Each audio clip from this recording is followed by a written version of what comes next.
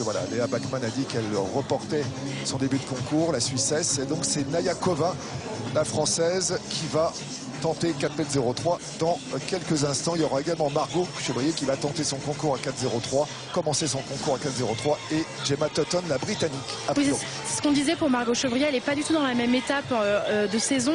Elle est en train d'essayer de reprendre des marques, elle est en train d'essayer de reprendre aussi confiance en elle, en ses perches, etc. Donc on va espérer qu'elle fasse de belles choses. Allez, place au 400 mètres haies féminin, la première course de ce meeting ce soir international de Sotteville. Les Rouen, avec les présentations des différentes protagonistes. Il y aura notamment à l'extérieur au couloir numéro 8 Rebecca Sartori, l'italienne qui avait remporté les Jeux méditerranéens 2022, qui a pour l'instant un meilleur chrono cette saison en 55-74. Au couloir numéro 7, il y aura l'une des Françaises en lice, notamment en 4e à Madrid lors de la Coupe d'Europe par équipe avec 56,99.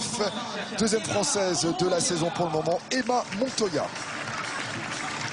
Au couloir numéro 6, il y aura la Finlandaise, championne de Finlande 2022, Kristina Alonen, avec un record personnel en 55,32 réalisé cette saison. Au couloir numéro 5, autre italienne de la course, notamment demi-finaliste des championnats d'Europe à Rome l'an passé, 3e des championnats d'Italie l'année dernière, Linda Olivieri.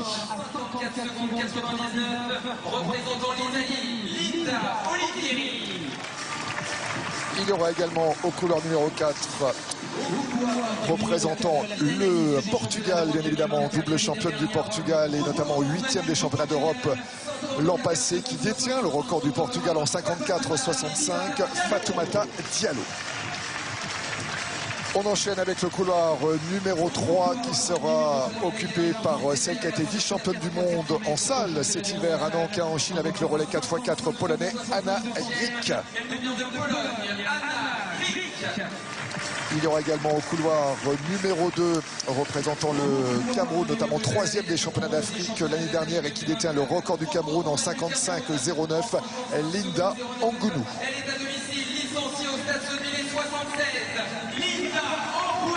Et bien sûr, un tonnerre d'applaudissements, c'est l'une des athlètes du Stade Sotteville 76, donc forcément ce soir ça va être le feu. Et au couloir numéro 1 à l'intérieur, elle est toute jeune, elle est française, elle a 19 ans, championne du monde junior à Lima. Excusez-nous du peu, au mois d'août dernier. C'est la 3e française de la saison pour l'instant avec le record de France junior également comme record, Meta Toumba. Exactement, et Meta a besoin de prendre ses marques après la déception qu'elle a eue au meeting de Troyes. Il y a également 2 Italiennes qui ont fait les Jeux Olympiques et avec qui j'ai eu la chance de m'entraîner et qui font partie de cette très belle équipe italienne actuelle. Il y a également Emma Montoya, on l'a dit, qui s'essaye à la discipline parce qu'elle vient plutôt du 400 mètres plat à la base.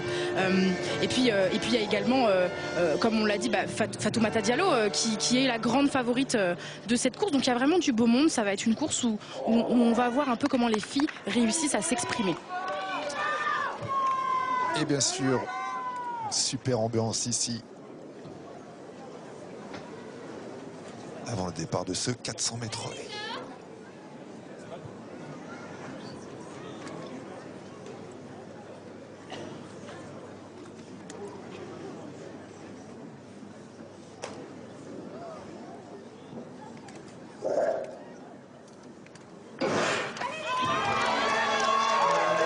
Allez, c'est parti pour la première course de la soirée. Un super départ de Fatoumata Diallo au couloir numéro 4.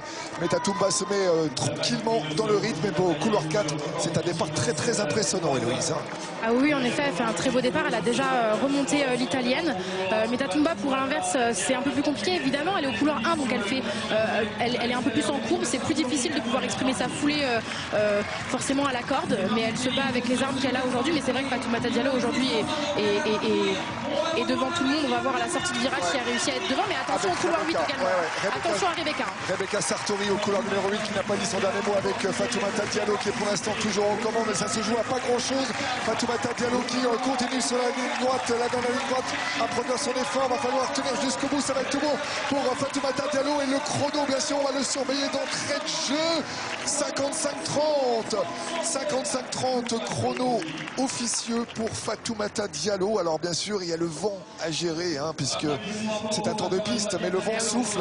Donc, certes, elle a bien géré sa course, mais le chrono, forcément, est peut-être un peu décevant pour elle. En effet, alors le vent est de dos quand on arrive sur la ligne d'arrivée, donc sur la dernière ligne droite. En revanche, sur la ligne droite opposée, donc la première ligne droite que vous allez voir au ralenti, elles l'ont de face. Et donc, c'est la première étape de course qui est la plus difficile. Donc, forcément, si elles ont du vent de face à ce moment-là, elles vont créer de la fatigue. Le lactique va arriver beaucoup plus vite.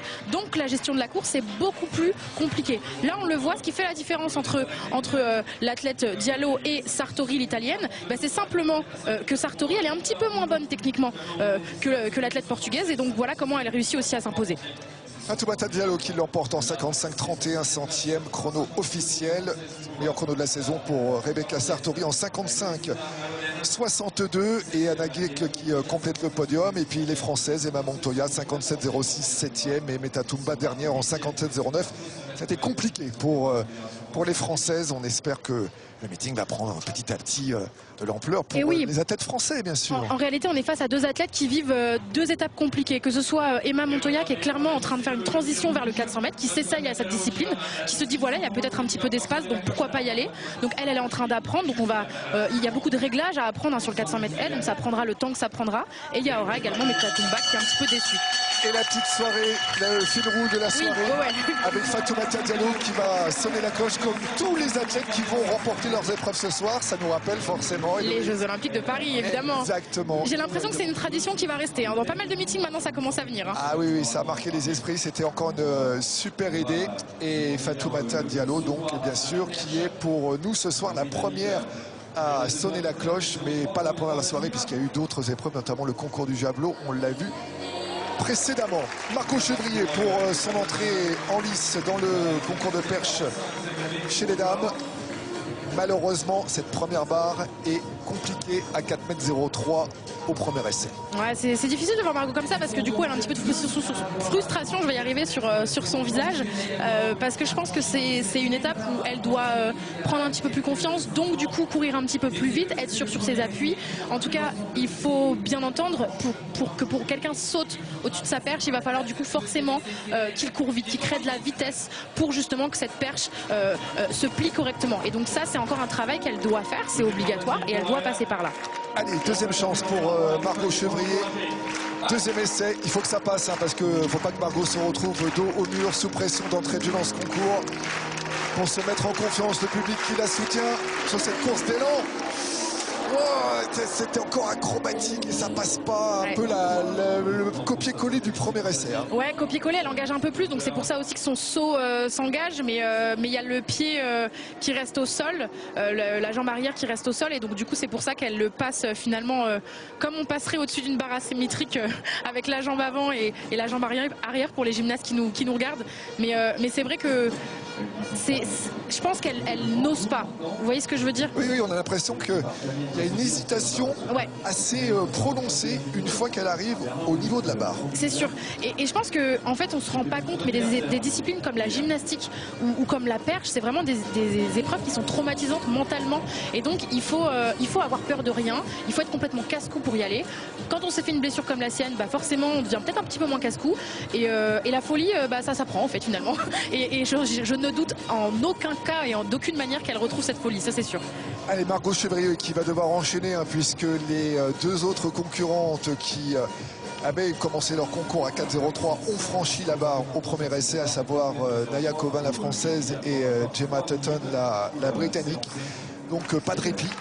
Et tout de suite Margot Chevrier qui va devoir enchaîner pour un troisième et dernier essai. Et là, il faut absolument que ça passe, sinon ça sera déjà le concours terminé pour la triple championne de France.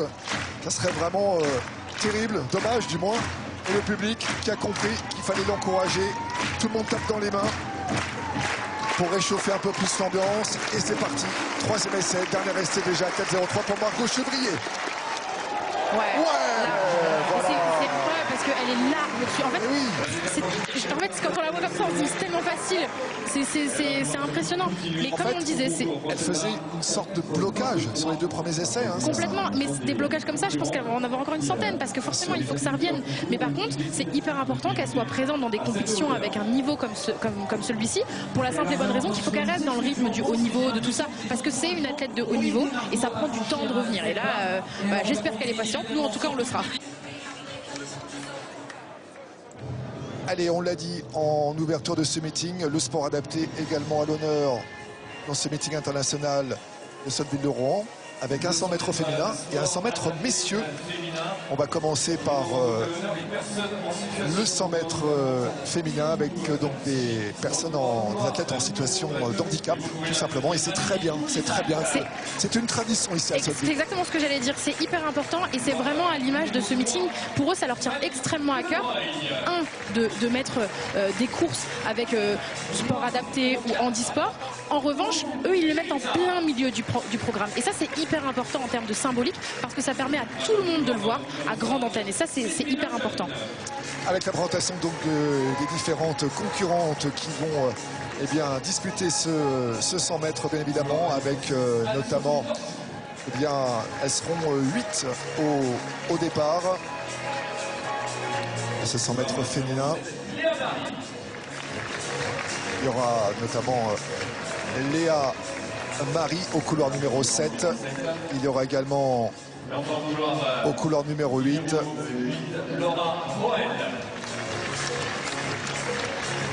j'ai l'impression d'une petite inversion au niveau des couloirs. Oui. Et, ouais, on va refaire le point sur les différents concurrentes engagées et le public, bien sûr, qui va apprécier ce 100 mètres féminin pour adapter dans quelques instants.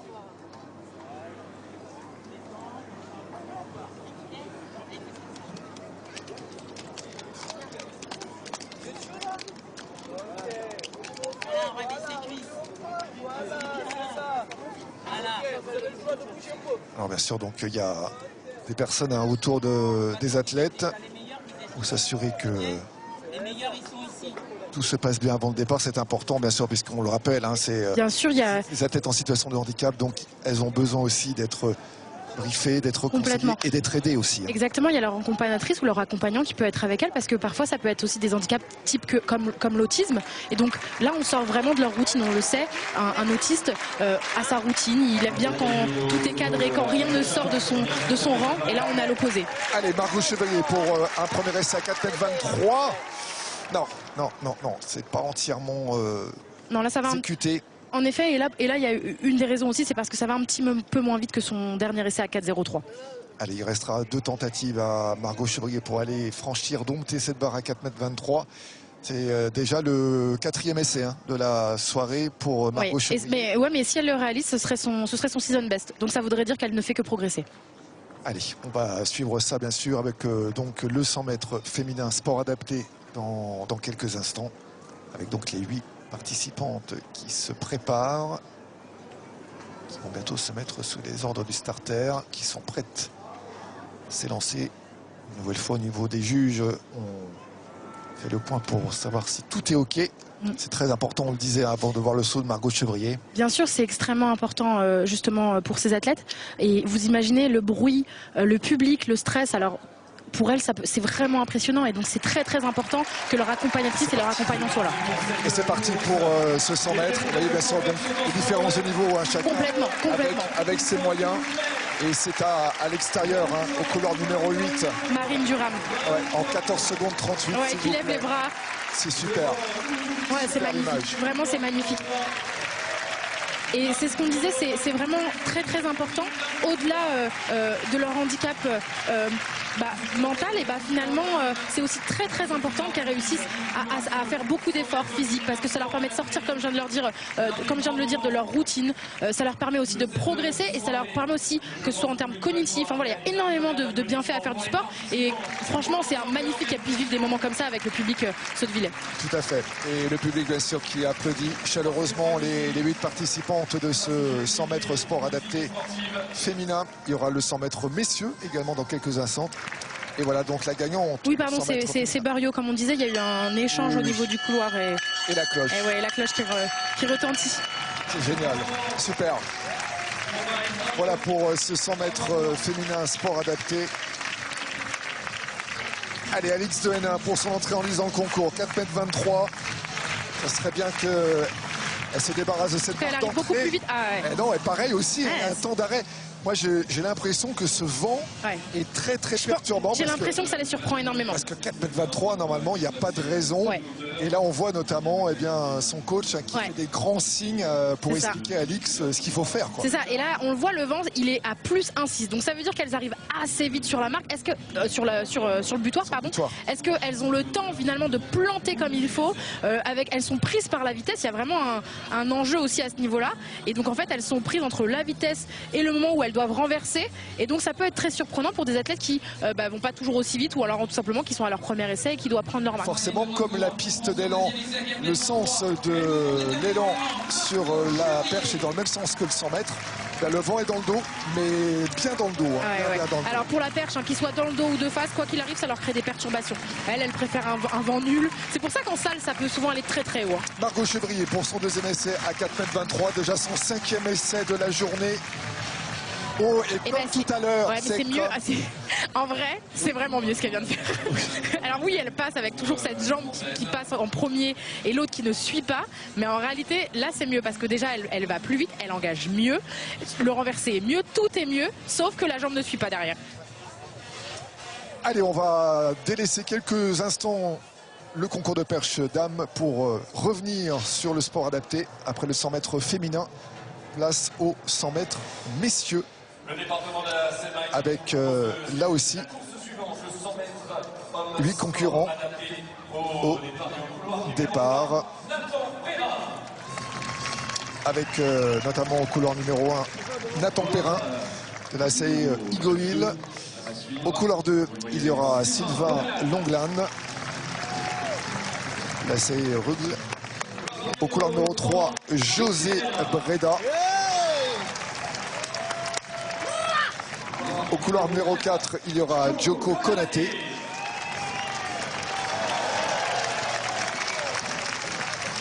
Au couloir 5, donc pas de couloir 5 parce que Thomas Lumini n'est pas là, visiblement. Au couloir numéro 6, il y aura José Thomas Comte. Jordan Blondel au couloir numéro 7.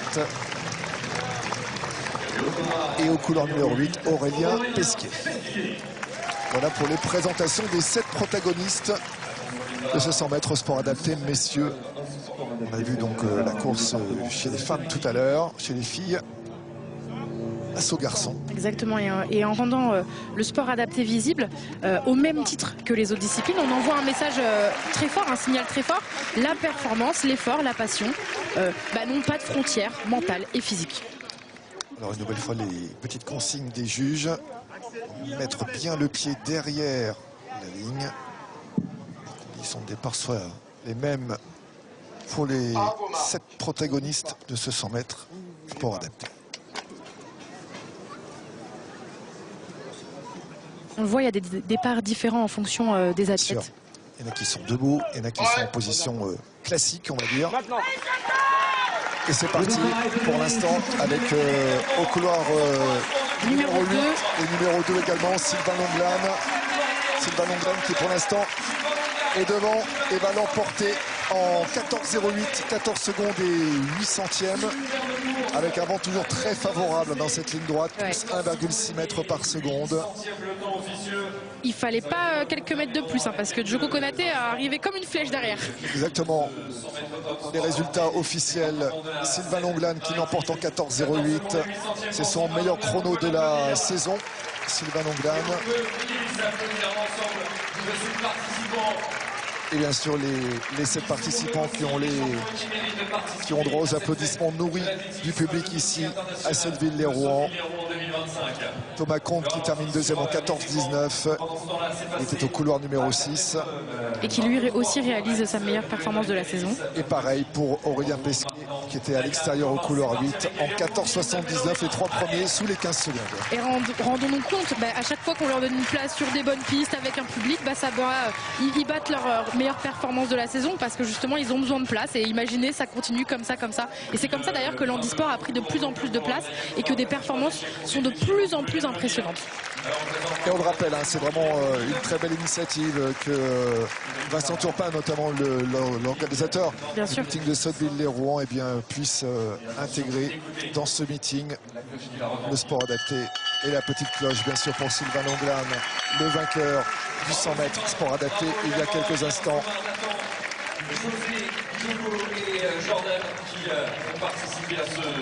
Et le récapitulatif des résultats de la course que l'on vient de voir à l'instant.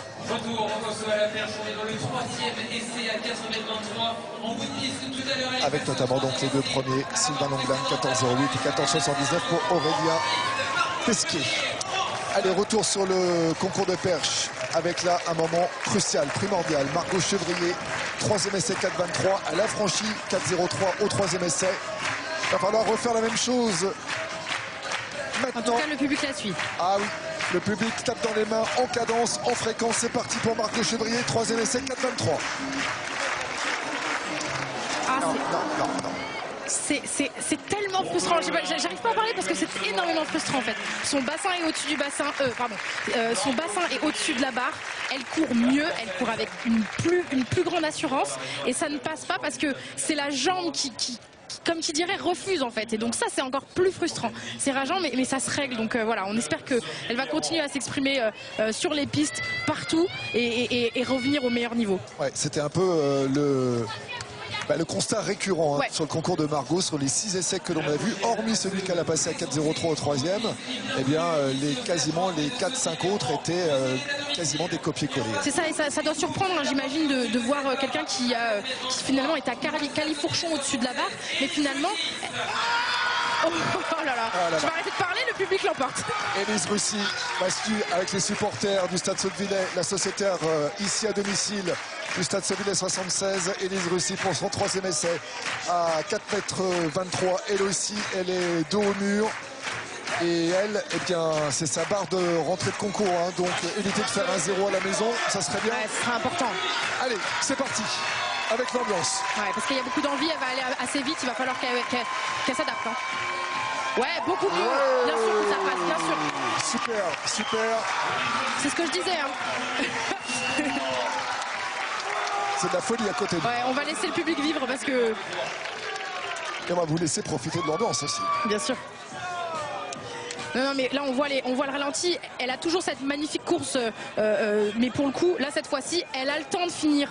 Elle a le temps de finir son renversé, de bien monter, d'avoir vraiment son point au niveau des jambes qui a la verticale. Et à ce moment-là, elle a plus qu'à passer. Vraiment, c'était entre guillemets une formalité, mais il fallait que ça se règle. Alors je sais pas si elle a reculé les taquets ou enfin les poteaux, pardon. Tout à l'heure je dis taquets, excusez-moi. Est-ce que je ne sais pas si elle a reculé les poteaux, ouais. ou si finalement elle a engagé un petit peu plus le bassin pour faire un réel renversé, remonter à la verticale, mais en tous les cas ça passe et c'est tout ce qui compte. Allez, dans quelques instants, le 100 mètres messieurs qui va nous réserver peut-être des chronos très intéressants, parce qu'on l'a dit, le vent est favorable, très favorable, juste ce qu'il faut. Ouais. Donc sous les 2 mètres par seconde qui permettent d'homologuer des chronos, et donc ça peut effectivement nous donner une course très très intéressante avec un Français dans la course. Et quel Français Jimmy Vico. Et oui, Jimmy Vico qui sera au couloir numéro 1. Ouais, bien sûr, il a fait un season best. Allez, ce 100 mètres messieurs, présentation avec, on l'a dit, un Français au départ, et ça va être le premier à être présenté. avec le petit head-to-head entre Jérôme Blake et Mamadou Falsar, le Canadien et le Sénégalais. Jérôme Blake qu'on a vu justement au départ. On va reparler de ça. Voilà la présentation avec Jimmy Vico qui est au couloir numéro 1, le détenteur toujours du record de France, hein, s'il vous plaît, en 9,86. Notamment ancien vice-champion d'Europe, médaillé de bronze également aux Europes en 2016. Et qui a couru en 10,25 cette saison déjà. Au couloir numéro 2, il y aura l'Australien Juan Browning, 4 fois champion d'Australie et notamment il y a quelques semaines de cela, record en 10,01. Au couloir numéro 3, le Britannique Eugène Amo-Dadzier, qui a notamment claqué un 10,07 à Madrid. Il avait remporté le championnat d'Europe par équipe il y a de cela une dizaine de jours. Il a un record en 9,93. Au couloir numéro 4, il avait remporté le 100 mètres ici à Sotteville l'année dernière. Il est détenteur du record, notamment du Cameroun en 9,96. Vice-champion d'Afrique du 100 mètres l'an passé, Emmanuel Alobé Essémé. Au couloir numéro 5, on va retrouver un tout jeune athlète âgé de 20 ans. qui représente le Nigeria, 4e des championnats d'Afrique l'année dernière et qui a un record en 9,92, Kayisola Ajayi. Au couloir numéro 6, le fameux Jérôme Blake qui nous a fait des faux départs en voiture, voilà, à Nancy vendredi dernier. Le voici de retour, le champion olympique 2024 avec le relais 4x100 canadien qui a un record en 9,97. Au couloir numéro 7, on va retrouver là aussi une sérieuse référence, détenteur du record du Sénégal, double champion du Sénégal il y a 2 ans sur 100 et 200 mètres, Mamadou Falsar, record du Sénégal pour lui en 10,03. Établi cette saison d'ailleurs. Et au couloir numéro 8, à l'extérieur, eh bien, le Sud-Africain Tsebo Matsoso qui a notamment terminé 7e des championnats d'Afrique du Sud cette année sur 200 mètres. Et lui aussi, il a un record en 10,03. Ça va être une très belle course et je pense extrêmement dense. On a quand même 4 athlètes qui ont leur meilleure performance de la saison en moins de 10 secondes. Pas leur record personnel, leur meilleure performance de la saison. Donc ça veut dire qu'ils sont en forme. 4 athlètes en moins de 9, en moins de 10, c'est pas n'importe quoi. Mais attention quand même à Sarr, parce que finalement le Sénégalais arrive toujours à tirer son épingle du jeu. Il a jamais le meilleur SB, mais par contre au final c'est souvent lui qui gagne. Donc ça va être extrêmement disputé, je pense. Allez, dans quelques instants, le départ de ce 100 mètres, l'un des premiers grands rendez-vous attendus de ce meeting international de Sotteville-lès-Rouen avec Jimmy Vico. 10,25 pour lui cette saison. Pour l'instant, il est à l'extérieur. On va attendre un petit peu. Ça se relève encore, ouais. Ça se relève un petit peu. On espère que ce ne sera pas à l'image du meeting de Nancy avec 3 voire 4... C'était compliqué. Hein. Ah ouais, c'était... Puis Jérôme Blake... c'est assez unique comme situation. C'est un petit peu limite virulent. Hein, on peut même carrément dire virulent. Ouais, voilà. J'essaie de dire un petit peu mon propos, mais effectivement, Jérôme Blake, là, le voici, hein, il est une nouvelle fois très déterminé. Exactement. Très impulsif, hein, très vif. Et j'en ai profité pour aller regarder ses départs et il a quand même très souvent des départs parce très rapides. Ouais, on s'en était parlé. Ouais, tout à fait.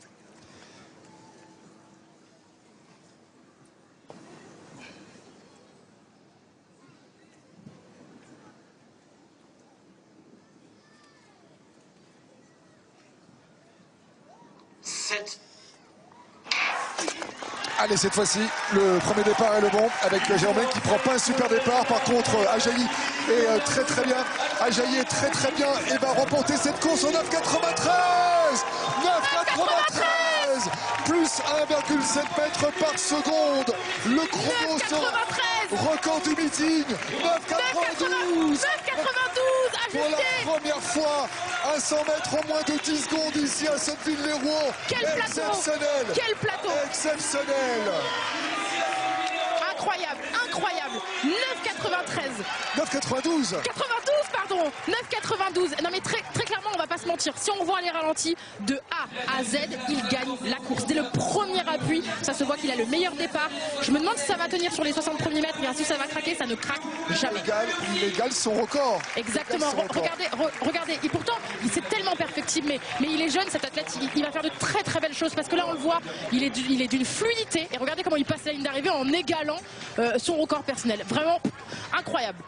incroyable. C'est exceptionnel ce que vient de nous faire. C'est magnifique pour les meetings en France et tout. C'est super que des athlètes réussissent à faire moins de 10 secondes dans les grands meetings. Il enchaîne les chronos, oui. parce qu'on l'a dit, il égale son record qu'il avait déjà établi cette saison. C'était à Eugene.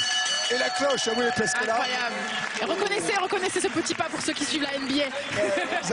Exactement. Et sans mauvais jeu de mots, c'est le cas de le dire, Héloïse, eh bien, ce soir, Kayne Sola a jailli.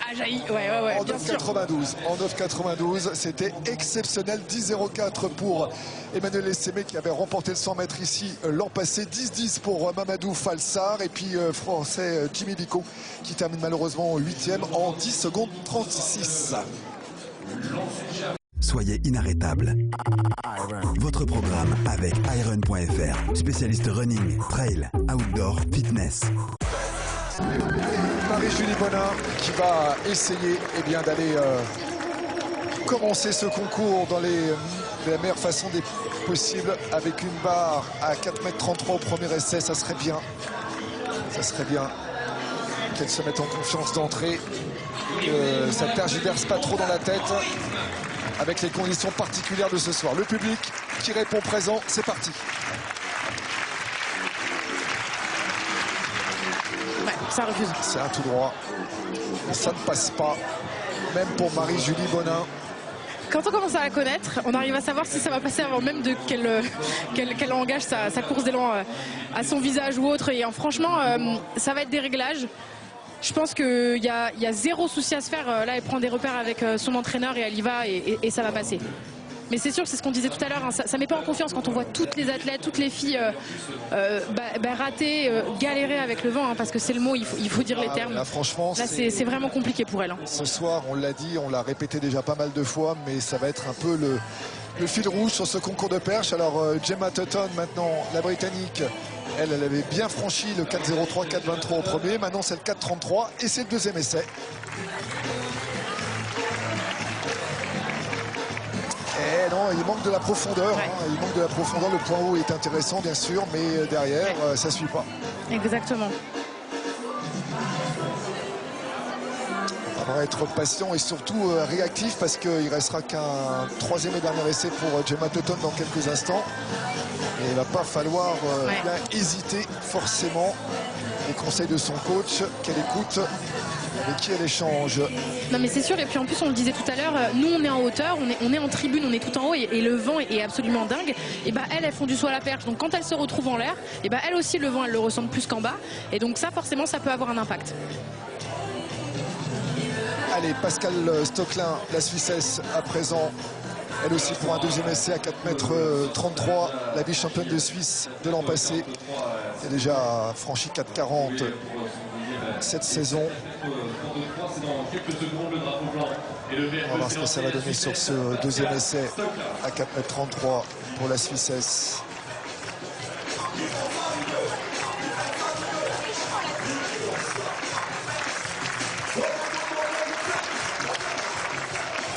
Et bien voilà, elle est la première de la soirée à passer ce 4,33 m et c'était efficace et très convaincant.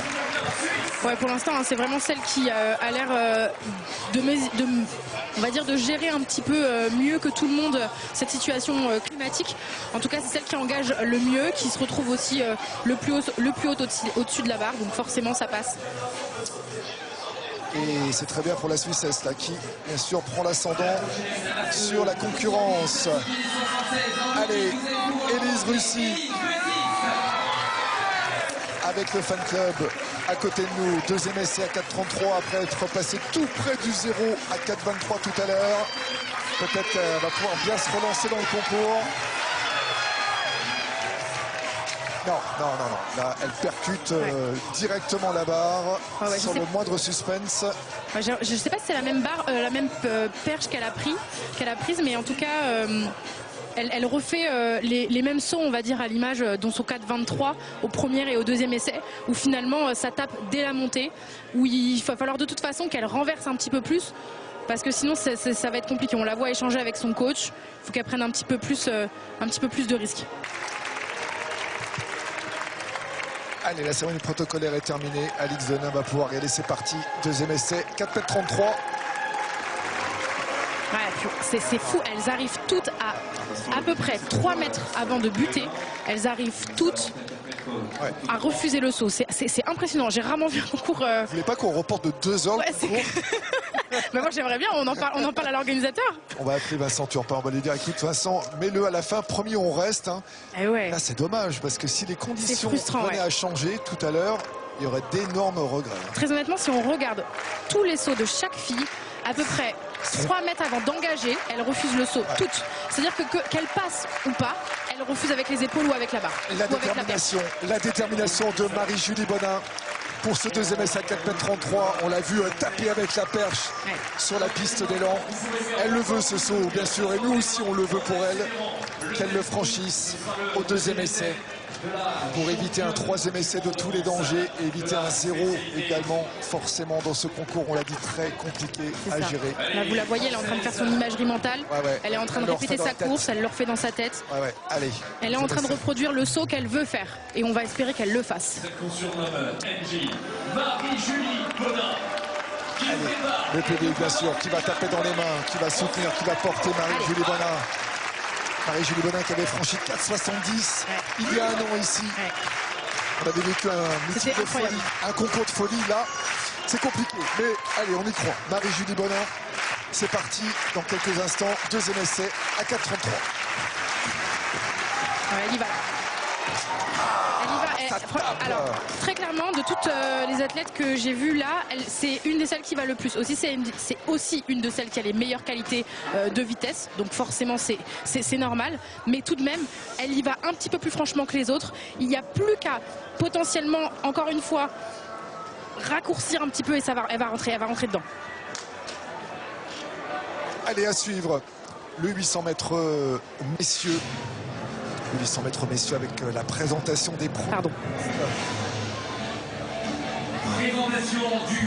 Avec bon nombre de Français, avec toujours cette quête des minima, notamment pour les mondiaux de Tokyo. Il y aura Corentin Magnou et Ludovic Lemeur, les deux Français au couloir numéro 8. Corentin Magnou, le 6e Français de la saison pour l'instant avec ses 1,44,84. Et Ludovic Lemeur qui sera le lièvre tout à l'heure pour le 1500. Exactement, double ration pour Ludovic Lemeur. Il y aura Abdelati Elgues, bien sûr, qui sera là, notamment champion du Maroc en 2014 et demi-finaliste des mondiaux en salle l'année dernière. Il y aura, attention à lui bien sûr, au couloir numéro 6, Philippe Ostrowski, le champion de Pologne de l'an passé, qui a réalisé à 1,44,25 son record à Poznan avant-hier. Au couloir numéro 5, il y aura Corentin Leclésio, 5e Français de la saison avec ses 1,44,78. Niveau très relevé cette saison d'assaut sur le 800 féminin. Il y aura également Tumo Knapé du Botswana, 4e des championnats d'Afrique l'an passé, champion du Botswana notamment il y a de cela quelques semaines. 1,44,60 pour lui et son record établi cette saison. Il y aura également Yohannes Tefera, l'Éthiopien, 3e à Nancy, vendredi soir. Record en 1,44,49. Il y aura également Ben Pattison, 3e des championnats du monde en 2023, 6e des championnats d'Europe en 2022. Très sérieuse référence bien évidemment. Quel chrono. Record en 1,42,27. C'est un retour pour lui. Exactement. Et à l'intérieur, il y aura bien sûr Giovanni Lazzaro, le champion d'Italie en salle 2025. Avec son record en 1,44,95 et également un autre Britannique dans cette course, Callum Dodds, qui avait notamment terminé 3e des championnats britanniques en salle cet hiver, avec un record en 1,44,70. Et puis autre Français dans la course, du stade Sottevillers 76, Théo Thévenet, tout jeune, champion de France junior en salle cet hiver, 3e des championnats de France junior en plein air l'année dernière. Et oui, pour lui c'est magnifique d'assister à des courses comme ça et pas seulement les assister, pardon, excusez-moi, de les vivre, parce qu'on passe d'abord par des compétitions comme ça avec les grands pour prendre de l'expérience, pour voir si on arrive à gérer la pression. Et quand on arrive à gérer la pression de ce type de compétition, et ben forcément après tous les vannes sont ouverts. Les minima en 1:44.11 les minima pour les mondos de Tokyo avec les petites diodes vertes bien évidemment qui sont calées sur eh bien, ces minima. Exactement, et Ludovic Lemeur reprend un petit peu ses habitudes de lièvre. J'ai l'impression que c'est un petit peu naturel chez lui. Oui, tout à fait. Ludovic Lemeur qui va bien sûr essayer d'emmener le groupe sur les bonnes bases. Pour l'instant, il est parfaitement dans le tempo. Également, le reste du groupe également au niveau des diodes vertes. Donc pour l'instant, tout est bon avec donc ces diodes vertes qui sont indiquées avec un chrono en 1:43.80 à l'arrivée pour le record du meeting aussi, mais également pour les minima. Si possible, il va falloir que bien sûr tout le monde soit emmené. Parce que Ludovic Lemeur va bientôt se retirer. Ouais.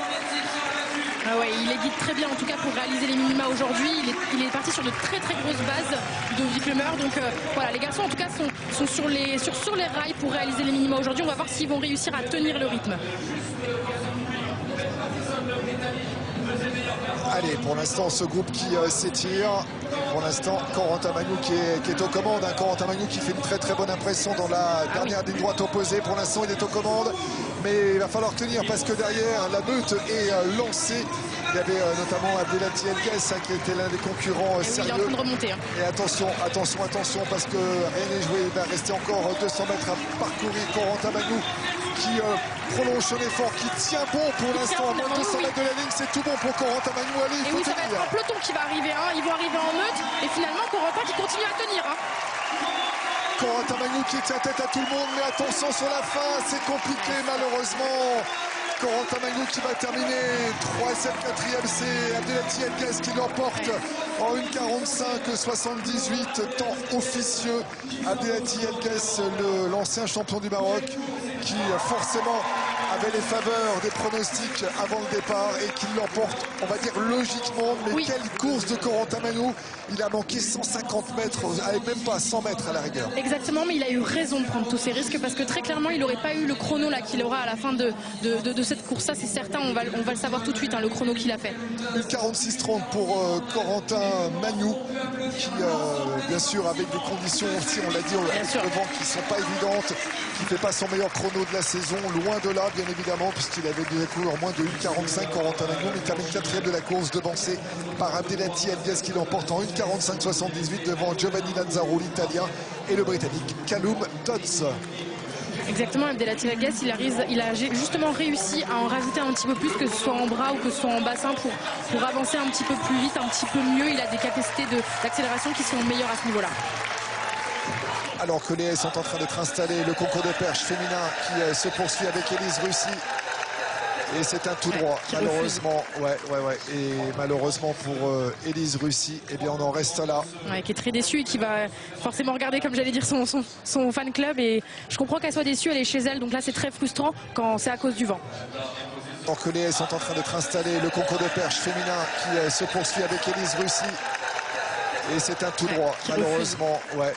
Et malheureusement pour Élise Russi, eh bien on en reste là. Ouais, qui est très déçue et qui va forcément regarder, comme j'allais dire, son fan club. Et je comprends qu'elle soit déçue, elle est chez elle. Donc là, c'est très frustrant quand c'est à cause du vent. Allez, la présentation du concours du triple saut féminin. Dans quelques instants, on va tout savoir des protagonistes qui vont être en lice ce soir. Il y aura du très beau monde, Héloïse. On vous réserve la surprise. C'est un très beau plateau. À l'image du 100 mètres, ça va être magnifique. Le triple saut, ça va être un très beau concours. On a hâte de voir ça. Allez, on va commencer cette présentation par celle qui a été championne d'Ukraine en 2023. C'est Maria Sinet qui a un record à 14,12 mètres. Il y aura également dans ce concours la Danoise multiple championne du Danemark qui détient le record du Danemark avec 14,13 mètres, Jeanne Nielsen. Il y aura également une jeune Française qui représentait le Cameroun il n'y a encore pas si longtemps, qui maintenant représente la France, Anne-Susanna Foster-Kata avec un record à 14,20 mètres. Il y aura également dans ce concours la championne d'Afrique de l'an passé, la Sénégalaise Salissar, avec un record à 14,19 mètres. Également, vieille connaissance des meetings internationaux, Neja Filipic, la Slovène qui sera là, notamment nombreuses fois finaliste des championnats d'Europe ou des championnats du monde. Également, il y aura la présence d'Elena Andrea Talos, la Roumaine. qui a un record à 14,47 m. Également la présence de Gabriela Petrova, la Bulgare, 4e des championnats du monde il y a quelques années, 3 fois finaliste des championnats d'Europe, âgée de 33 ans, mais toujours là. Il y aura, attention à elle. Liadagmis Povea, c'est tout simplement la 4e des Jeux de Paris, vice-championne du monde en salle cet hiver. Et la voilà, vice-championne olympique à Paris, double vice-championne du monde en 2022-2019, Shaneka Ricketts, la meilleure performeuse européenne, mondiale plutôt, de la saison en plein air avec 14,64 m. Allez, le 3e essai pour Marie-Julie Bonin à 4,33 m. Il faut que ça passe, Marie-Julie, dos au mur sur sa barre de rentrée. Oui, ça passe. Oh là là là là. Là, c'est un énorme soulagement. Oui, elle s'est fait peur, mais voilà, ça passe. C'est très bien. Là, ça va la lancer dans son concours. C'est la première barre qu'elle vient de passer depuis le début du concours. Donc là, elle vient d'ouvrir justement le compteur. Et la barre est à 4,43 m pour le moment. Elles ne sont plus que 3 dans ce concours. Plus que 3. Il y a eu un écrémage très sérieux à 4,33 pour les raisons qu'on a évoquées. Et ça continue malheureusement pour Alix de Hénin là. C'est toujours aussi compliqué, 4,43 cm de plus. Allez, on va rester avec McTaggart, Olivia McTaggart qui va tenter cette barre à 4,43 m. Et en fait, elles sont 4 dans le concours. Oui, puisqu'en fait, c'est la barre de rentrée. Oui, c'est sa barre de rentrée, Olivia McTaggart, qui a pris tous les risques ce soir et ça passe. Oh là là là. On appelle ça une valide en athlétisme. On va pas tuer le suspense du concours, mais est-ce qu'on n'aurait peut-être pas la gagnante du concours ce soir? À partir du moment où il y a une athlète qui vient d'entrer en concours, qui n'est pas encore totalement chaude, qui n'est pas encore dedans, qui n'a pas pris les conditions du vent, après il y a un petit peu moins de vent, il faut le dire. Mais tout de même, là, elle a une telle assurance, c'est assez flagrant. Maintenant, ne tuons pas. Non, bien sûr. Et puis qu'il y aura battle avec Marie-Julie Bonin. On espère évidemment, ou Alix, mais en tous les cas, c'est sûr qu'on a envie que nos athlètes françaises brillent aujourd'hui. Mais en tout cas, là, Marie-Julie Bonin et les autres sont prévenus. Alors maintenant, c'est la réponse de Marie-Julie Bonin qui va être intéressante parce qu'on l'a dit, les conditions se sont peut-être un peu calmées. Il y a moins de vent. Donc, c'est le moment de vraiment lancer ce concours comme on l'espère. Exactement. Le plus important pour une athlète, c'est de poser c'est de faire le premier essai correctement. Elle l'a fait au dernier essai à 4,33. Normalement, ça doit passer. Allez, 4,43 pour Marie-Julie Bonin pour la réponse à Olivia McTaggart. C'est parti. Allez. Non, c'est un tout droit.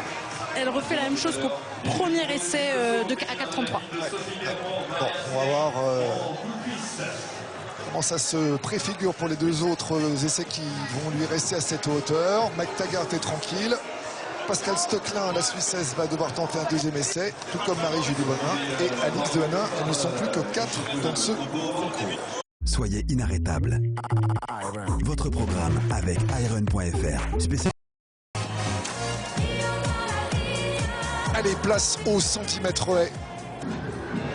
Et là aussi, on va avoir un super casting ce soir à l'occasion de ce meeting international de Sotteville-les-Rouen avec au couloir numéro 1 le Sud-Africain recordman d'Afrique, tout simplement. Ça pose les mots, ça pose les choses. En 13 secondes 11. Antonio Alcana est multiple champion d'Afrique du Sud et notamment 3e des championnats d'Afrique du Sud il y a de ça quelques semaines. Donc voilà, il est en forme. Même si son meilleur chrono pour l'instant c'est 13,46. À mon avis, ce soir, ça peut descendre. Il y aura également une vieille connaissance, notamment finaliste des mondiaux, des championnats d'Europe et détenteur du record de Pologne en 13,25, Damien Sikier, qui dispute son premier centimètre de la saison. Et 18 fois champion de Pologne. Incroyable. Sociétaire du Sotteville, du stade Sotteville 76, Romain Lecœur, 3e des championnats de France l'année dernière, 6e français de la saison avec ses 13,37 réalisés à Montreuil. Au couloir numéro 4, attention à lui, le champion d'Europe à Rome. Il y a un an de cela, vice-champion du monde en salle également l'année dernière, détenteur du record d'Italie en 13,05, Lorenzo Endele Simonelli. Quel accent. J'essaie. Au couloir numéro 5, là aussi, gros client, finaliste des Jeux à Paris, champion de Jamaïque. Très récemment, il y a quelques jours de cela, il sera aux mondiaux à Tokyo au mois de septembre, Orlando Bennett. 13-10 cette saison, 11e performeur mondial de l'année. Au couloir numéro 6, il y aura un jeune américain, attention à lui, champion du monde junior 2024 à Lima au mois d'août dernier, Jacob Tarp, qui a un record en 13,05, c'est monstrueux. Au couloir numéro 7, le détenteur du l'île Maurice, le record national 13,31 qu'il avait réalisé à Montreuil il y a de ça quelques semaines, et notamment 5e des championnats d'Afrique l'année dernière, Jérémy Lalaraudeuse. Et enfin, au couloir numéro 8, pour le Mali, 3e des Jeux de la francophonie en 2023, qui détient le record du Mali en 13,57, Richard Diawara Matingo. Ça va être une course absolument exceptionnelle. J'ai pas grand chose d'autre à dire, si ce n'est que vraiment on a la chance de voir des athlètes comme ça sur le stade Sotteville. Ça va être un pur régal. Ah oui, ce sont sûr. Avec bien sûr. Il faut, je pense, regarder. Bah oui, je pense qu'il faut regarder le couloir autour des États-Unis et de la Jamaïque. Parce que là, je pense que ça va aller très vite. Il y a aussi évidemment Lorenzo Simonelli. Et donc, ouais, non, ça va. Franchement, Romain peut faire une course absolument exceptionnelle s'il arrive à accrocher ces garçons. Il est très très bien entouré, Romain Lecœur, le seul Français de la course, c'est un du Stade Sotteville à domicile, qui fait toujours de belles choses lorsqu'il est ici à Sotteville. Il est entouré par Damien Siquier, le Polonais, et l'Italien Lorenzo Ndele Simonelli. Orlando Bennett, on va dire que c'est le plus en forme parce qu'il vient de sortir la grosse perf il y a quelques jours. Donc il l'a dans les jambes et ça, pour la confiance, c'est important. À 1/100 de son record, Orlando Bennett en 13-10 cette saison. Et les allées Romains, bien sûr, que l'on entend. On les travées, forcément. Le seul Français qui aura beaucoup à faire pour s'imposer aujourd'hui. Et puis à regarder également Tarp parce que lui, il est tout jeune. Donc il y a énormément de progression pour lui aussi. Exactement. Il y a eu beaucoup de Français. Ils avaient fait 1, 2, 3 à Nancy. Là, il n'y en a qu'un seul, c'est Romain Lecœur. Mais il est chez lui, à domicile. 7. Allez, 70 mètres, c'est parti, avec un départ très moyen de Simonelli. Romain Lecœur est dans le tempo correct. Mais attention, Simonelli qui va peut-être revenir. Romain Lecœur qui est très bien.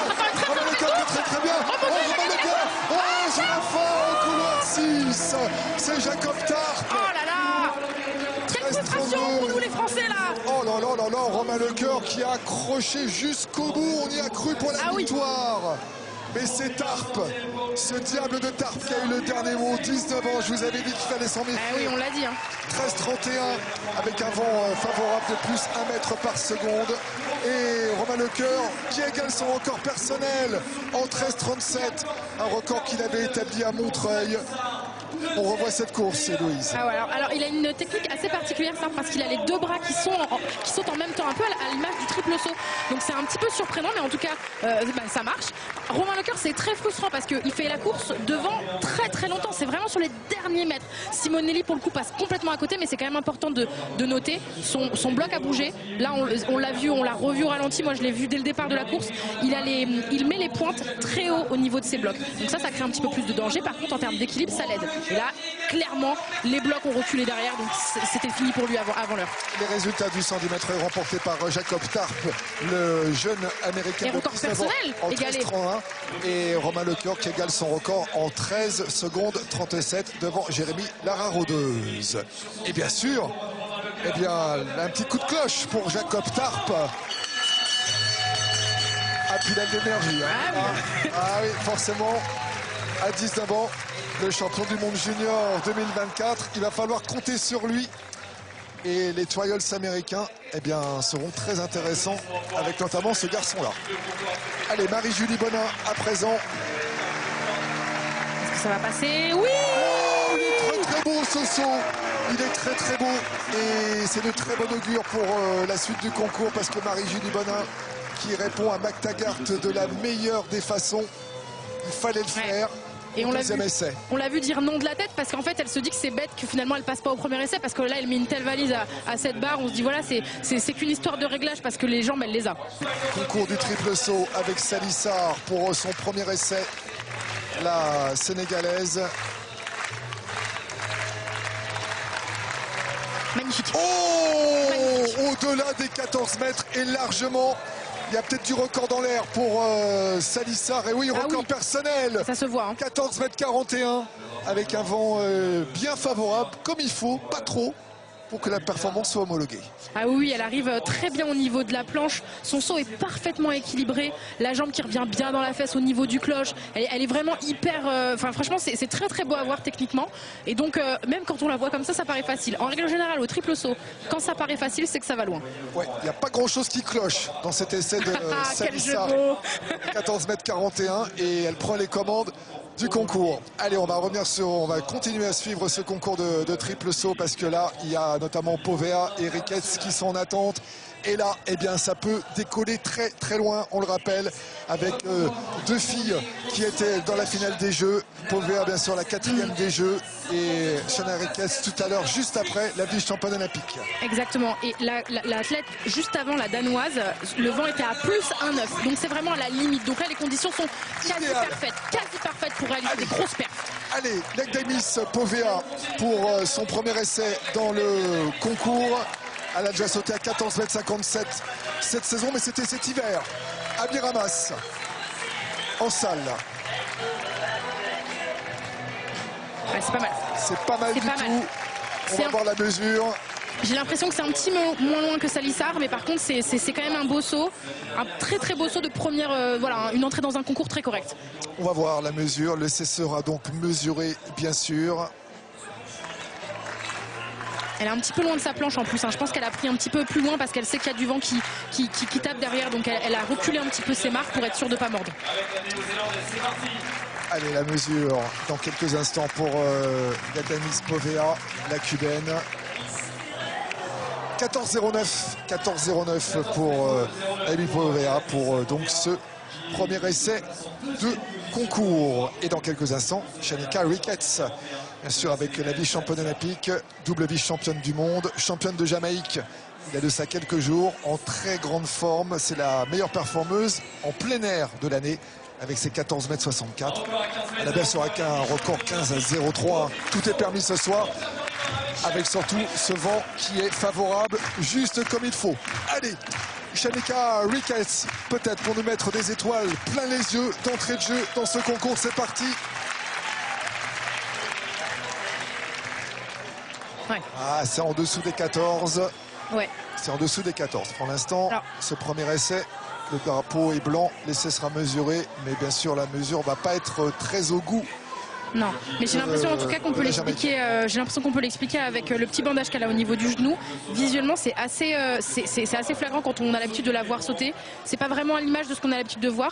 Ouais. Déjà rien qu'au niveau du cloche, là pour le coup, tout à l'heure je disais qu'il y avait bien la jambe qui revenait dans la fesse. Là, c'est pas du tout son cas.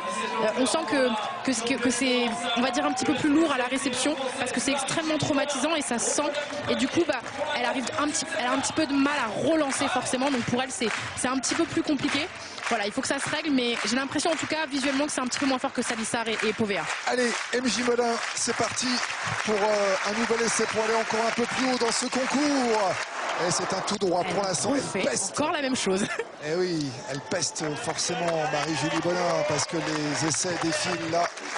Et 4,53 m au premier essai. manqué. Il va falloir se remettre dans le truc, il n'y a pas de problème de toute façon. Elles sont trois, elles sont encore trois dans le concours. Pour l'instant, c'est une habitude. Allez, le 200 mètres féminin, c'est le prochain rendez-vous, la prochaine course qui nous est proposée ce soir ici à Rouen, avec au couloir numéro 8 sociétaire de l'E à Mondeville, Rosalie Gilbert, qui a un record en 24 secondes 46. Normande, une des Normandes de ce meeting, au couloir numéro 7, avec un record notamment en 23 secondes 28 réalisé cette année. Championne d'Afrique l'an passé du 200 mètres, RVG Collet Etamé, camerounaise. Au couloir numéro 6, une habituée bien sûr des rassemblements de l'équipe de France, notamment avec le relais 4x4, le collectif français relais. Fanny Pelletier, qui n'a pas couru de 200 encore cette année, qui a un record en 23 secondes et 13 centièmes.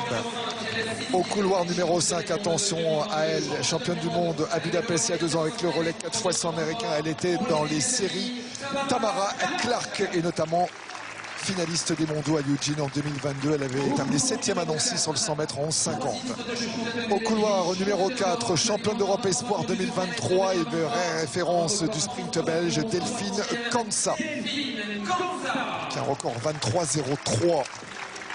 Au couloir numéro 3, on va retrouver celle qui avait terminé 6e des Jeux africains l'an passé, Claudine Nyaransa, qui a établi le record de Madagascar sur 100 mètres tout à l'heure sur le pré-meeting. Incroyable ça. Qui enchaîne avec le 200.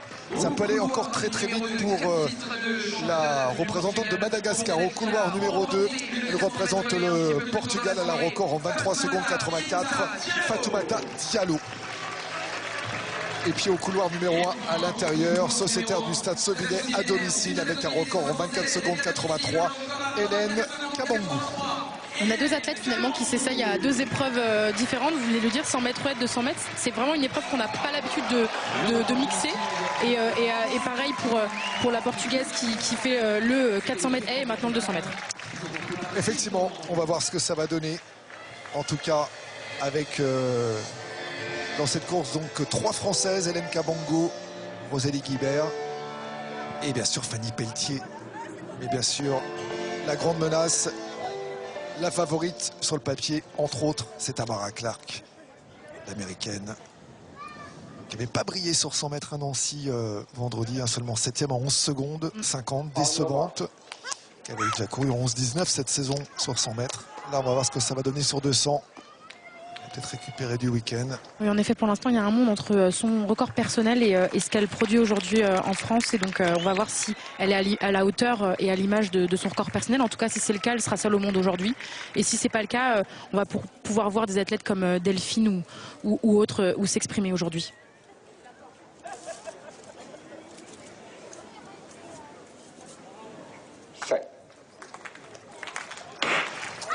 Allez, c'est parti pour ce 200 mètres avec pour l'instant un très bon départ au couloir numéro 3, notamment de Claudine Nyaransa. Décidément, la représentante de Madagascar qui est très en verve ce soir après son record national sur 100 mètres. Mais au couloir numéro 7, Hervé Gécollet est tamé. Et ça revient derrière avec notamment au couloir numéro 6, Fanny Pelletier. Mais au couloir numéro 4, finalement, Delphine Kansa en 22,91. 22,91, très belle fin de course pour la Belge qui va aller chercher son premier chrono en carrière sous les 23. Superbe chrono, mais le vent beaucoup trop favorable. Le chrono qui ne sera pas homologué, mais en tout cas, eh bien, c'était un très beau 200 mètres de la part de Delphine Kansa, la Belge. Oui, alors elle fait une très belle première partie de course. Finalement, on pourrait croire l'inverse parce qu'en fait, quand on voit Claudine Nyaransa, quand on la voit justement partir, elle est très rapide et elle tient finalement Delphine. Donc Delphine, j'ai l'impression que ça la surprend un petit peu. Mais finalement, en sortie de virage, elle a la possibilité là par contre de tenir le rythme. Là où Claudine va un petit peu moins tenir le rythme parce que c'est une coureuse de 100 mètres et pas de 200. Et donc là, c'est forcément, là on voit Delphine, elle est en confiance. Là, elle sort du virage et elle arrive à exprimer sa foulée et à faire une très belle performance. Delphine Kansa qui l'emporte en 22,92, 23,19 pour Fanny Pelletier côté français et le podium complété par Hervé Gécollet et Tamé. La camerounaise a signalé que Tamara Clark, eh bien 23,79, seulement 5e, déjà après Nancy. C'est des enchaînements qui sont pas top pour Tamara. On peut même dire qu'ils sont, vraiment sans vouloir être désobligeants, qui sont pas bons pour une athlète de son envergure. C'est parce que justement c'est une athlète extrêmement talentueuse et qui a des performances énormes que je me permets de dire ça. Mais en effet, c'est vrai que c'est assez étonnant. Donc est-ce qu'elle sort de blessure? Est-ce qu'elle a changé de coach? Voilà, il peut y avoir plein de raisons, les marques, tout simplement. Parfois on n'est pas dedans, c'est comme ça. Et du coup, c'est vrai que c'est étonnant de voir des performances pour Tamara Clark à ce niveau-là. Et Delphine Kansa, bien sûr, qui fait résonner la cloche de Sotteville-les-Rouen, ici du stade Jean Adret. Voilà, Delphine Kansa, forcément, elle avait connu les Jeux Olympiques de Paris. Et là, de pouvoir sonner la cloche, eh bien, ça rappelle des souvenirs. Les résultats, vous les voyez avec la belle deuxième place de Fanny Pelletier dans cette course en 23,19. Qui maintenant, pour le coup, en plus, est spécialisée sur le 400 mètres plat, qui est dans le collectif France du 400 mètres. Donc forcément, c'est de très bel augure quand une athlète du 400 mètres fait des 200 mètres à ce niveau-là. Allez, retour sur le concours de perche avec eh bien, Olivia McTaggart. Pour un 4,53 m. La barre qui tremble. Et ça passe. Elle reste sur les taquets. Ah oui, elle souffle là. Ouais. Là, c'est waouh. C'était très très chaud. Ouais. Mais parfois, il faut un petit peu de réussite. Hein. Exactement. Parfois, il faut que le vent il aille dans le bon sens. Et quand ça bouge pas, ça fait plaisir. Allez, MJ Bonin maintenant à 4,53 au deuxième essai. Il faut qu'elle lui réponde là. Il faut qu'elle lui réponde. Elle n'a pas le choix. Ouais, ça serait bien. Allez, MJ, il faut passer au deuxième essai pour avoir le duel, le bras de fer avec Olivia McTaggart. C'est parti. Elle s'engage bien. Bravo. Mais voilà ouais. Ce qu'on voulait. Exactement. Voilà ce qu'on voulait. Le duel McTaggart, Marie-Julie Bonin. On va la voir ce soir et c'est tant mieux. Prochaine barre 4,58 m. Allez, McTaggart pour une première tentative à 4,63 m. 14, ça serait un peu beaucoup. C'est normal qu'on se mélange comme ça. On vit un concours de triple et de perche haletant. Et on a envie que ça aille encore un peu plus haut. McTaggart, 4,63, c'est parti. Premier essai pour la néo-zélandaise.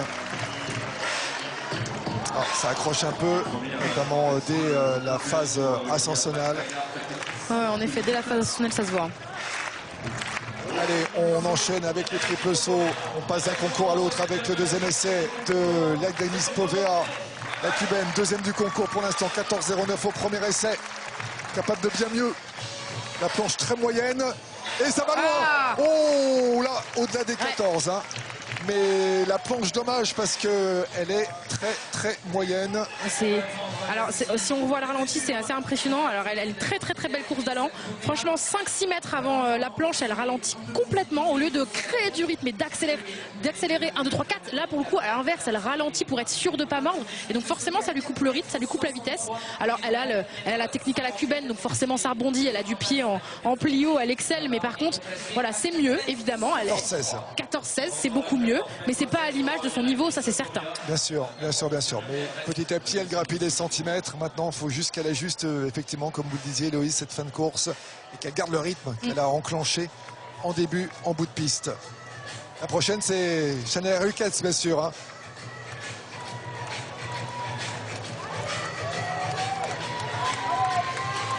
Mais en même temps, il y a Marie-Julie Bonin. Eh ouais, on en voit partout, là. Il y en a plein les yeux, c'est magnifique. Allez, avec cet essai qui va être important pour MJ. 4,63, elle a l'occasion de prendre les commandes du concours, puisque McTaggart a échoué à son premier essai à 4,63. C'est maintenant qu'il faut peut-être prendre le pouvoir. Ouais. Ça se voit tout de suite. Ça se voit tout de suite dans la course d'élan qu'elle refuse le saut. Alors écoutez, depuis le début du concours, elle nous a fait un saut où elle refuse complètement et qu'elle monte sur le tapis en courant. Et derrière, elle passe l'essai et finalement... Soyez inarrêtable. Votre programme avec Iron.fr, spécialiste running. Le concours de perche avec son deuxième essai, Marie-Julie Bonin à 4,63. McTaggart a échoué également à 2 reprises. Allez, c'est mieux. Oui, ça passe. Ça passe. Et Marie-Julie Bonin qui prend les commandes du concours. Allez. Pour la première fois de la soirée. C'est important ce moment. C'est important ce moment. Là, il peut y avoir le turnover. Ah oui, parce que là, l'histoire peut vite boucler, puisque McTaggart n'a plus qu'un seul essai à 4,63. Et là, Marie-Julie Bonin a frappé le coup au moment où il fallait. Et en plus, elles ne sont plus que 2. Donc là, on revoit cet essai-là. Il est beaucoup mieux, il est beaucoup plus équilibré dans sa course, dans son élan. La perche se plie parfaitement bien. Ça se voit tout de suite qu'elle va passer. Je vous ai tout de suite dit c'est mieux et ça se voyait. Et en plus, elles sont que 2. Donc ça veut dire qu'elle va devoir repasser très vite la Suissesse. Et donc ça, ça peut aussi perturber. Pardon, excusez-moi. Je vais y arriver. Néo-zélandaise. Et donc forcément, ça peut perturber parce qu'il faut très vite se remettre dedans. Il faut répondre. On va voir si elle a le mental pour aujourd'hui. Oui, et puis c'est surtout le dernier essai. Et c'est surtout ça. La donne qui va être bien différente. Elle est au pied du mur. Là, à mon avis, ça va être très compliqué si McTaggart arrive à s'en sortir. Elle est très costaude. Parce que là, répondre tout de suite, quasiment en instantané, moins de 2 minutes après Marie-Julie Bonin, avec seulement un dernier essai. Ça va être intéressant. Et c'est maintenant. Elle en est capable, elle a un record à 4,71, rappelons-le. Ça passe pas. Et donc, eh bien, c'est terminé pour Oliver McTaggart. Et c'est Marie-Julie Bonin qui remporte ce concours comme l'an passé. Comme l'an passé. Et souvenez-vous, on était là, Héloïse, l'année dernière. Premier meeting qu'on a fait ensemble d'ailleurs. Exactement, 4,70 m. Marie-Julie Bonin qui était venue à notre position ensuite pour les réactions. Elle était aux anges. Complètement aux anges. Euphorique. Et peut-être, pourquoi pas ce soir, un nouvel exploit de Marie-Julie Bonin. La prochaine barre, c'est 4,68. Ouais. Elle tape au moment de se retourner justement. Et c'est frustrant parce que finalement elle a cette barre. Je pense qu'il y a un essai de plus, elle l'a, et là on l'entend dire come on parce que je pense qu'elle doit être très frustrée. Elle sait qu'elle l'a dans les jambes. C'est pas une question de, c'est pas une question de niveau et tout. Je pense qu'il y a aussi le vent, il y a aussi un peu de fatigue cumulée à cause de tout ça. Donc c'est un petit peu frustrant pour elle, mais en tout cas pour nous, on est quand même ravis parce que c'est une Française qui gagne le concours. On va pas s'empêcher d'être chauvin aujourd'hui. Allez, place aux 800 mètres féminins à présent, avec là aussi bien quelques Françaises qui seraient bien inspirées d'aller très vite. On va voir, on voit le nom notamment de Charlotte Pizzo, Clara Liberman. Forcément des clientes qui sont capables d'aller chercher des minima pour les mondiaux. Le head-to-head, le duel attendu entre Nikis Getachew et Deli Cooper-Gaspard, la cubaine. La présentation avec notamment la présence au couloir 8 de Laurea Ibarzabal, la double championne d'Espagne en plein air, 4e des championnats d'Europe en 2023, qui avait terminé 5e à Nancy vendredi en 2:00:32. Il y aura Agata Kolakowska qui devra avoir le rôle de meneuse d'allure dans cette course.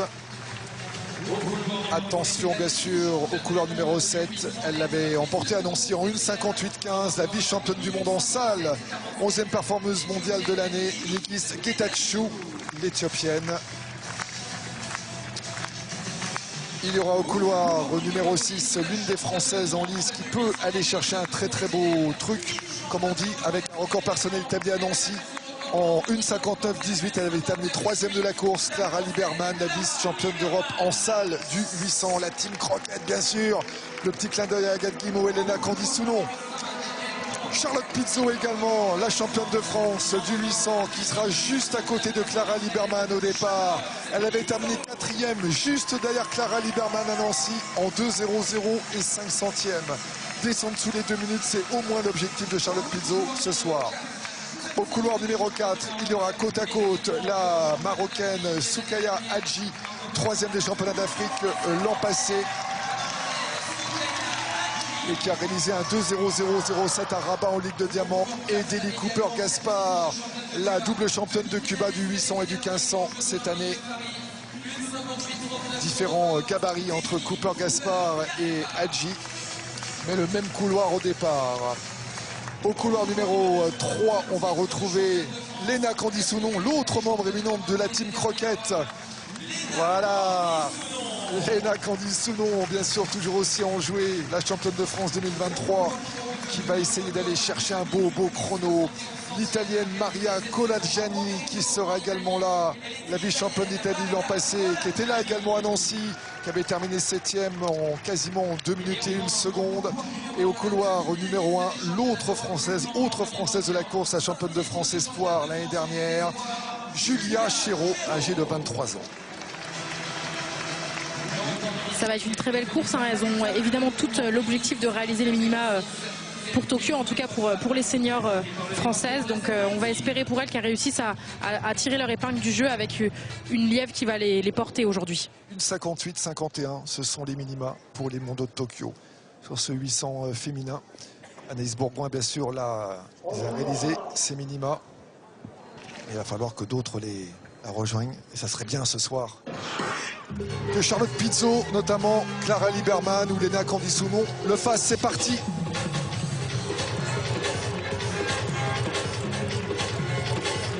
Essayer de trouver la meilleure place, bien se caler dans le bon peloton, dans le bon groupe surtout.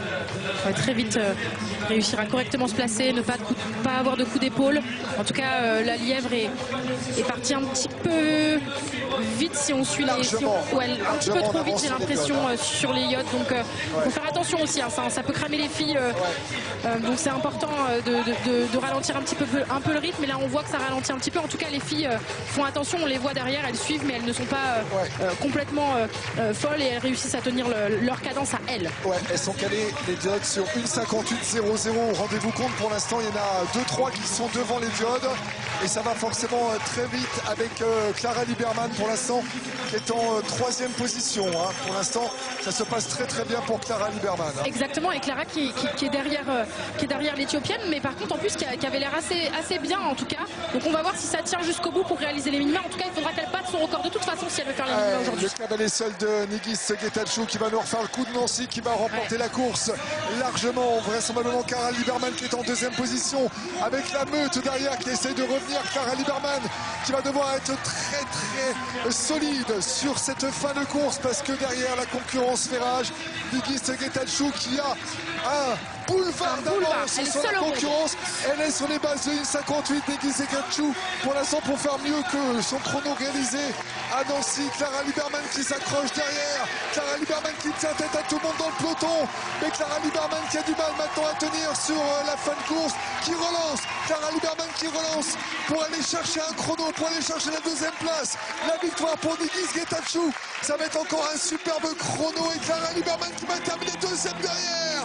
1,59,89 pour Nigis Getachew et Clara Liberman qui aura été très solide, mais malheureusement la course n'est pas allée aussi vite qu'on aurait pu l'espérer. Ouais, elle est sur une disposition un petit peu différente qu'à Nancy. Hein. La course était complètement différente parce que Getachew est vraiment partie très vite dès le début, et pourtant elle a tenu le rang.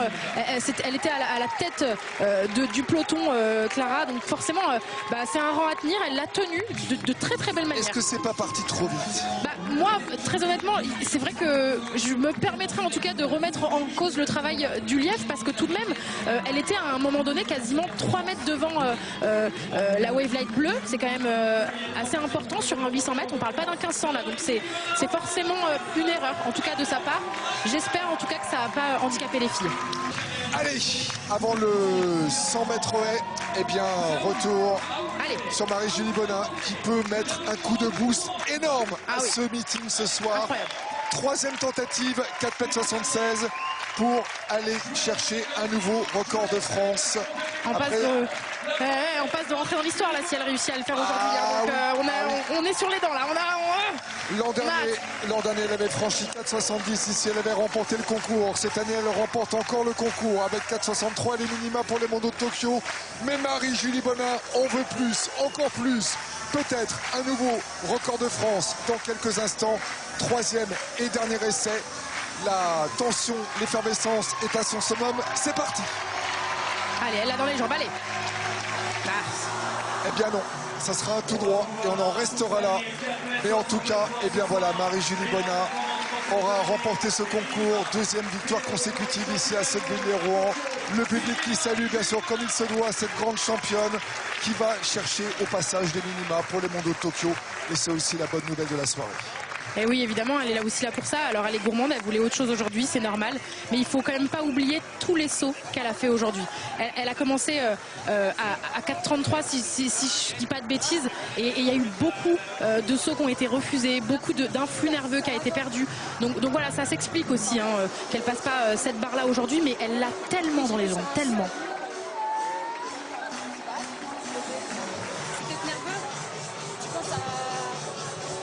Et les résultats de ce concours remporté par Marie-Julie Bonin avec brio, 4,63 m. Olivia Mattagard qui est 2e avec 4,53 m. Allez, place aux 1500 mètres messieurs à présent. Avec énormément de clients. Ils seront 16 au départ. Avec un meneur d'allure. Entre autres, Ludovic Lamer et Robin Van Der Hill. Ils seront 2 meneurs d'allure. Il faut au moins ça pour mener tout le groupe à bon port. Surtout quand on a des objectifs de minima qui sont ceux qu'on connaît. Alors, actuellement, d'ores et déjà, 7 Français ont déjà réalisé les minima pour les mondiaux. C'est beaucoup trop. Beaucoup trop. Il n'y aura que 3 places pour les mondiaux. Les championnats de France vont être haletants. Ah mais ça va être, il ne faudra pas louper les séries et la finale du 1500 à Talence. Ça va être une dinguerie. En attendant, on est à Sotteville-lès-Rouen. Il y a nos 2 meneurs d'allure qui seront là, Ludovic Lamer et Robin Van Der Hill. Il y aura notamment bien sûr Ryan Falele, le vice-champion d'Afrique 2022. Et il aura à ses côtés Louis Gilabert qui a fait une superbe course à Nancy, qui termine 5e finalement, mais qui a mené, et qui pour l'instant petit à petit eh bien s'approprie le 1500, lui qui venait du 3000 steeple encore l'année dernière et qui se teste sur 1500 cette année. Attention également à Titouan-Legris qui a fait une superbe course également à Nancy. Il a terminé 4e en 3:32,81, record personnel. Peut-être qu'il y a de la récidive ce soir, ça serait bien. Il y aura bien sûr Enes Girma, le jeune Éthiopien de 20 ans, qui sera un très sérieux client demi-finaliste des Jeux à Paris. Autre Français, Mel Gouillette, le vice-champion de France l'année dernière, qui a réalisé un 3:35,00 à Nancy. Il y aura également Marc Tortel, l'Allemand, le 3e des championnats d'Allemagne l'an passé. Et il y aura également Aurélien Radja, côté français du SAD Stocqueville, 76, 21 ans seulement.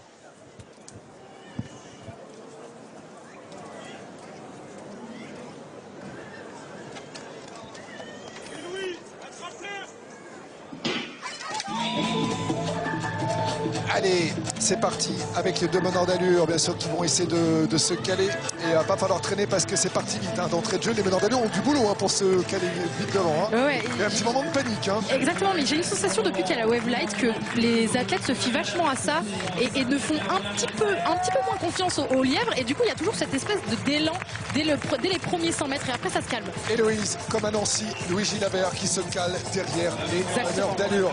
Et là, cette fois-ci, ça serait bien que ça passe pour Louis. Ah ben oui, il a fait 25, il a fait 3:32,25, les minima c'est 3:32,09. Donc là très clairement il les a dans les jambes. Hein. Quelques centièmes pour faire les minima, ce serait fou. Franchement ce serait assez impressionnant de voir les minima aujourd'hui. En tout cas c'est tout ce qu'on lui souhaite. Avec bien sûr derrière lui Ryan Falele, le vice-champion d'Afrique 2022, tout de rouge vêtu, juste derrière Louis Gilabert. Vous enlevez les deux meneurs d'allure, Louis Gilabert est aux commandes de la course derrière les deux meneurs d'allure avec Falele, le Sud-Africain qui est derrière lui. Et pour l'instant, ils sont parfaitement calés sur les diodes vertes sur ce 1500 messieurs qui ont été calés sur le rythme des minimum, même mieux, puisqu'elles ont été calées sur le chrono de 3:31. Ah oui, 3:31. Voilà, pour vraiment être sûr de faire les minimums. Ouais, mais c'est normal parce qu'il y a aussi pas mal de Français qui ont quand même fait 3:31. Donc à mon avis, les athlètes français veulent passer directement à 3:31 et être dans le top 3 pour s'assurer une meilleure performance au championnat de France. En tout cas, Titouan-Legris est bien placé, mais un petit peu derrière par rapport à Louis Gilabert. Et on voit tout de suite le lièvre Ludovic Lemeur s'arrêter. Ouais, et il va rester donc bien sûr Robin Van Riel